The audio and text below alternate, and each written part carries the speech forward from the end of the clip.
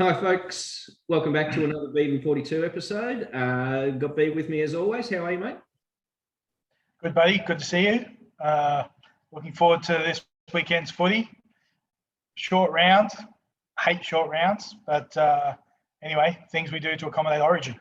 Yeah, that's it. And yeah, it's not the best solution, but it's the one we've got. So, speaking of which, Origin teams were named just yesterday, and a few surprises given that there's a few injuries and a few suspensions. We might start off with the New South Wales teams. What are your thoughts there, mate? Yeah, I don't think any real surprises. I thought Moses would come in, and Whiten, of course, makes logical sense to go into 5'8", given that they're out both of the halves. Coruscant may be a little bit of a surprise because he's, pretty one-dimensional in terms of what he can deliver to the team. But, I think Freddie's just trying to reward the people who've been part of the squad the entire time. And let's face it, they're only playing a substandard Queensland team, so they're still going to win the game pretty easy. Yeah, and look, to be a really nice reward for Dale Finucane, getting the well, yeah, he's in the interchange. That's right. Yeah, so and he got there, and Nico Hines obviously is the spare man, who I think that's just to groom him for later on, in my opinion. But we'll move on to the Queensland team, where look, people are talking about how they've rung in the changes, but to be honest, two of them are just coming back from injury. So Ponga and Brimson. And to be honest, they make a massive difference to the team. Bit scared with the Hammer getting picked at centre. The guy's the only one that can't get a photo in an Origin jersey, but that's okay. And Capel probably back in his preferred position, just on the edge in the forwards. I think he'll be much better there. And David Fifita, of course, named at 17, just specifically so that he misses the Origin for his one-game suspension.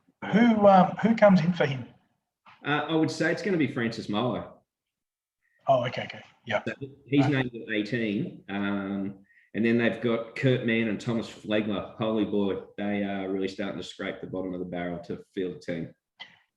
Yeah, getting close to Queensland Cup players, isn't it? Yeah.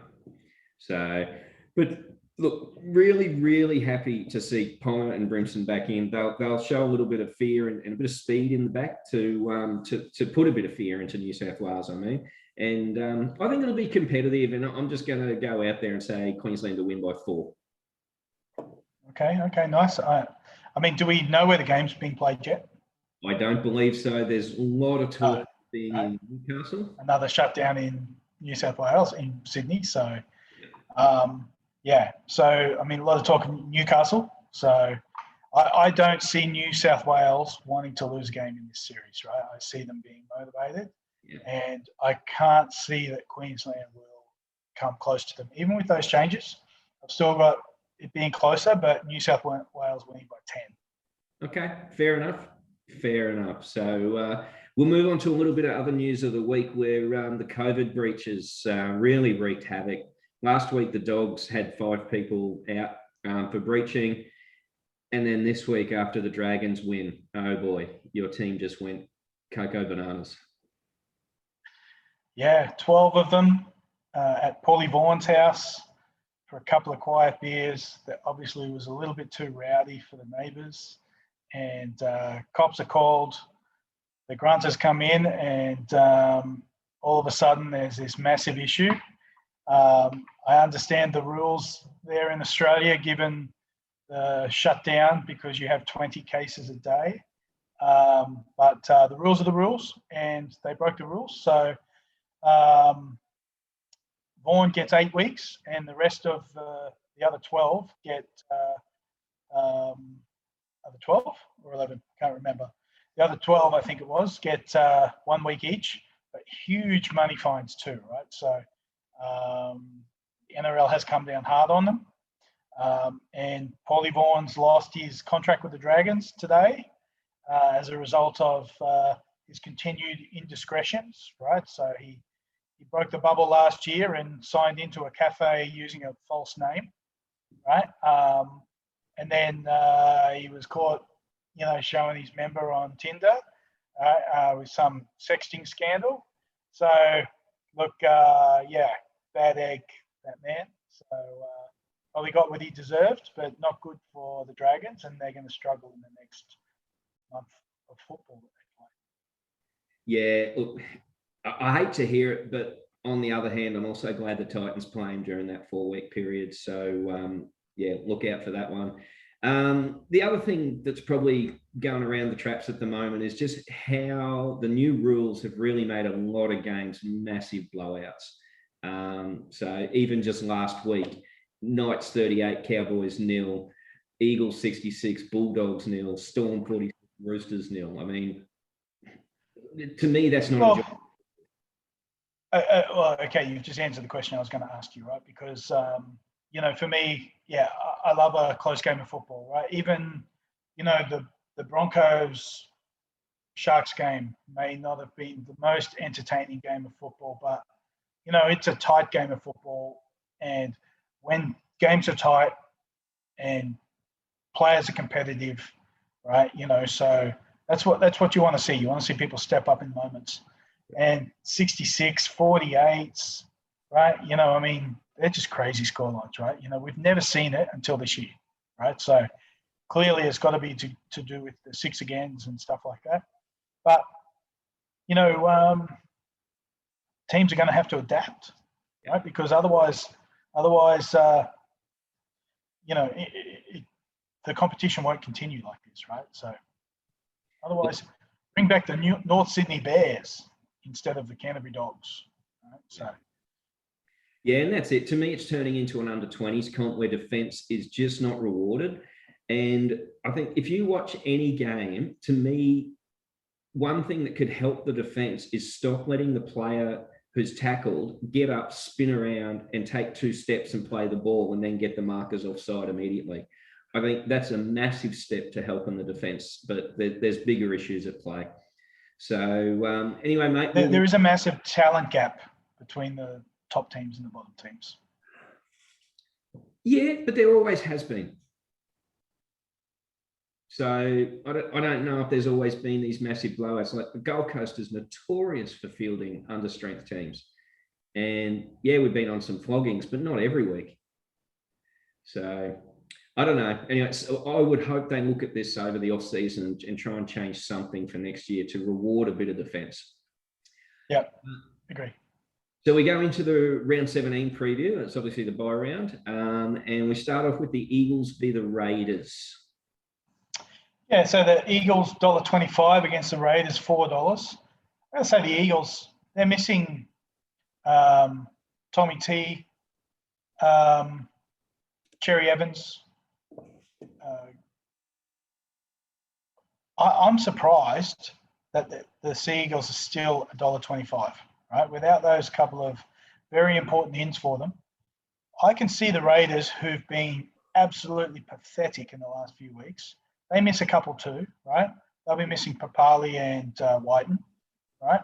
But I just think the Raiders will have a little bit more to play for here, right? So, they're either going to turn up this week and say, hey, we're still a chance, or, they're going to be sinking tinnies on the bus on the way up to Brookvale, right? So I'm going to back the Raiders in this one. Raiders in this one by 4 points. Nice. No, you know what? You've almost changed my mind because I had the Eagles winning by 24. But you're right, the Raiders have got a lot to play for after their embarrassment last week where the fans literally walked out with 25 minutes to go. I mean, it was cold, so I'd go home too, but wow. Look, I'm still going to stick with the Eagles because that was my pick. They are just on fire, but mostly because Tommy Turbo's there. So, yeah, look, I'm going to have to stick with it. That was my pick. And, yeah, wish me good luck there now. So, next game will be Rabbits and Cowboys. Yeah, well, Rabbits probably a bit lucky that, or fortunate for the Rabbits that Reynolds and Walker are not playing Origin. And I think that those two alone are the reason why they'll give it to the Cowboys this week, aside from the Cowboys not being very talented. So I think the Rabbits will win this one, and the Rabbits will win it by 22. Yeah, the Bunnies are without a few, which I think will make a difference. Cowboys, I think, are just without the hammer. Is there anyone else? Can't. Olo. This is back. Olo will be missing too, right? Which is a big out. But I think Yep. it'll be a bit closer. I think the Cowboys want to show a bit of respect as well on their from last week. And I've got the Bunnies only winning by 10. Right.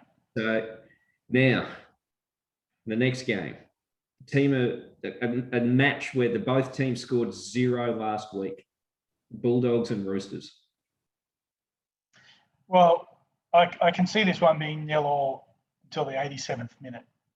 And Kyle Flanagan kicking a field goal to win it 1-0. Well, No, I'm not going to do that. make it a soccer game. Look, both very poor during the last round, right? You got to think that the Roosters got more class and they're going to get through this, right? But, you know, Teddy will be a big out for the Roosters. They are lacking some depth, but just think that the Dogs just don't have points in them, right? So I'm going to back the Roosters to win this one by 20 points to 10. So 10 points to the Roosters. Nice. Yeah, look, the Dogs have got those 5 players available this week, but it'll be interesting to see how many of them are named, because I know that Trent Barrett was most as pleased with them last week. But the honesty is they've got no choice. They have to play them. And look, the Roosters can cover Tedesco a lot better than they can cover Crichton being out. So Yes. I think that's the big out, but I've still got the Roosters by 30. So the Dogs just are woeful. Wow. Sorry? Stink. Yeah, absolutely. So Dogs stink. last game of the round, we'll go to the Sharks and Warriors, which should be a pretty good game. Well, both teams not impacted by Origin, if I'm correct. Look, the Sharks disappointing last game, Warriors unlucky last game, right? So I think the Warriors will win this one, right? So Warriors $2.50, Sharks $1.54. So I'm going to back the Warriors to win it, and the Warriors will win this one by 8 points. Yeah, I've got a very similar view on that. I think 2 struggling teams at the moment, but the Warriors, I don't know. To me, they've just got a little bit more to play for, and I've got the Warriors by 4, and plus I just don't like the Sharks much. So, and then we go on to Origin 3, which will be played Wednesday next week. We don't know where. We've already talked about the teams and Fafita being out for Origin for his suspension. So what's your take on this game, mate? I think New South Wales will dominate the game again, and the difference will be that Queensland has a couple more attacking weapons, so they might score a try this week, right? So I've got New South Wales winning this one, 22 points to 6. Yeah, look, my head says something similar, but my heart says that I think Queensland can get up and win by 4. Just with New South Wales missing the halves, I think that'll be a massive impact to them. They've still got Whiten and Moses, who are great players, but yeah, I just don't want to see a clean sweep. So go the Maroons. All right then, mate. Well, thanks for your points of view, and we'll catch up and talk about the games next week. All right, guys, have a good week. Go the Dragons.